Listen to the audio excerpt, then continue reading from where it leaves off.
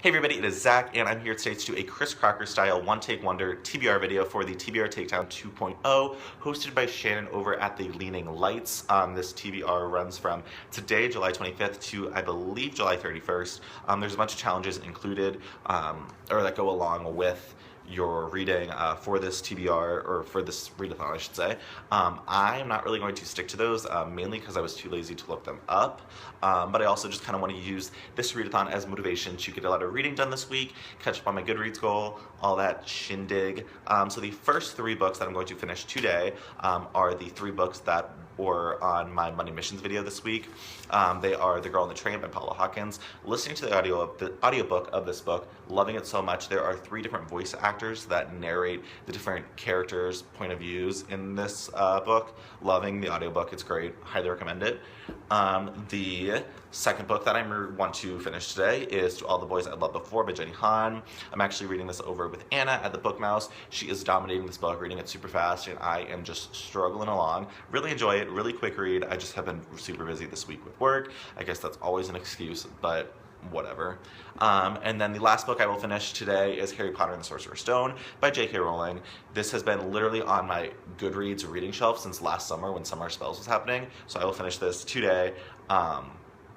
And then, yeah, finish it today.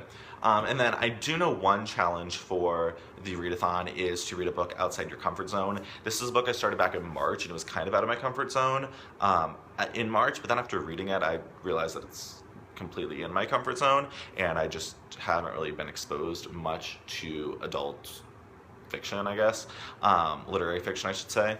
And that is The Goldfinch by Donna Tartt. I loved this. It was a really captivating story. It's a little slower pace, really builds on the characters, but I guess that's literary fiction. This is a book I'm not expecting to finish it this week just because it is a giant, but I just kind of want to make some progress in it throughout the course of the week, and I mean, that's really all I can say. If I just get somewhere in this book, that'll be a success for me for this week. And then the last two books are books on my Kindle that I want to, Kindle Nook, keep saying that. The first one is, open. I don't know the title off the top of my head. It's a long title. It is Me Being Me is Exactly as Insane as You Being You, a novel in List. I have heard a little bit of talk about this on BookTube. It's a book, it's a young adult book, I believe. It's a love story, but it's written completely in List, which I imagine will be a really quick read, but I'm really curious to see how they're able to tell a story and kind of like build characters and a world without, you know, like writing with just List. So I think this will be really interesting to read, see how it's done.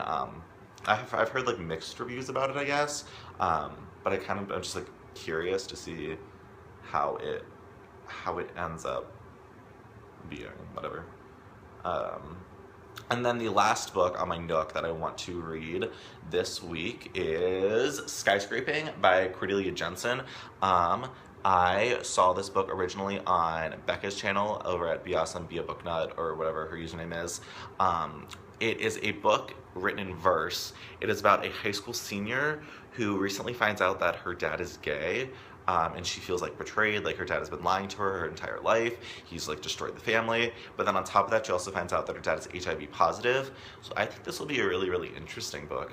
Sexuality is just starting to show up more in young adult books, but then I also think it's interesting how it's like not the main character's sexuality but her dad's sexuality, and then on top of that he's dealing with HIV. So I just think this will be a really, really interesting book to read. So I'm excited to get to this. This will probably be the first book I start after I finish the three that were my Monday missions, just because I'm so excited to get this one rolling. So yeah, those are the books that I want to read during the TBR Takedown.